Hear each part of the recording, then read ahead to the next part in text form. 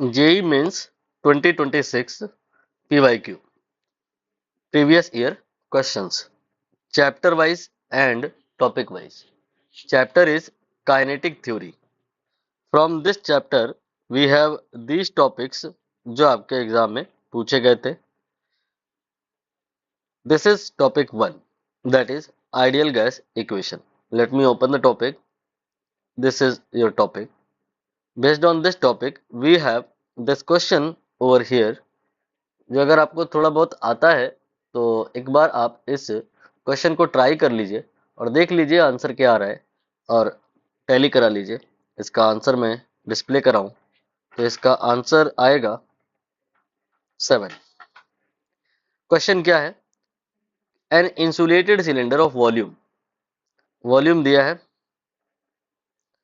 शुरुआत में इसका जो वॉल्यूम है 60 सेंटीमीटर क्यूब है एंड दैट टाइम इसका जो टेम्परेचर है वो 27 डिग्री सेल्सियस है. हमें लेकिन केल्विन में निकालना होता है. स्मॉल टी दिया है ये तो, या यू कैन से थीटा दिया है ये तो. थीटा आपका 27 डिग्री सेल्सियस है. केल्विन में निकालने के लिए 273 जोड़ देंगे तो 300 आ जाएगा. एंड दैट टाइम प्रेशर ये भी बताया है इन्होंने, प्रेशर की वैल्यू जो है दैट टाइम 2 atm है. फिर इन्होंने क्या किया कि गैस को कंप्रेस किया. कंप्रेस करने से वॉल्यूम कम हो जाएगा. बोला है इन्होंने कि फाइनली जो इसका वॉल्यूम है वो 60 से 20 हो गया. जनरली ऐसा होता है कि जो अगर वॉल्यूम 60 से 20 हुआ यानी कि 1/3 तो प्रेशर 6 गुना हो जाएगा. P इक्वल टू 6 atm हो जाएगा. यहाँ पे गलत है. ये तब होता जो अगर टेम्परेचर कांस्टेंट होता, बॉयल्स लॉ देन वैलिड होता, product of pressure and volume constant होता, P और V का जो प्रोडक्ट है वो कांस्टेंट होता. बट ये यहाँ है नहीं. यहाँ पे टेम्परेचर वो भी चेंज हो रहा है, 77 हो गया. तो बाद में टेम्परेचर 77 हो गया. इसका मतलब केल्विन में कितना हो गया, आप 273 ऐड कर दीजिए, ये 350 आ जाएगा. तो टेम्परेचर चूंकि कांस्टेंट नहीं है, due to that we can not say कि PV जो होगा वो कांस्टेंट होगा. तो फिर फाइनल प्रेशर क्या होगा ये हमें बताना है. इसके लिए हम आइडियल गैस इक्वेशन अप्लाई करेंगे. मतलब अगर कोई गैस आइडियल है, अनलेस कोई नहीं बता रहा है, हमें मानना ही पड़ेगा. तो इसमें जो P होता है और जो V होता है और जो T होता है, इनके बीच में एक रिलेशन होता है, that is PV equal to nRT.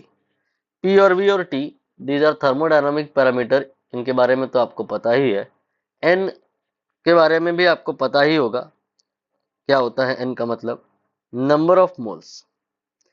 And if container is closed then we can say N number of moles not going to change.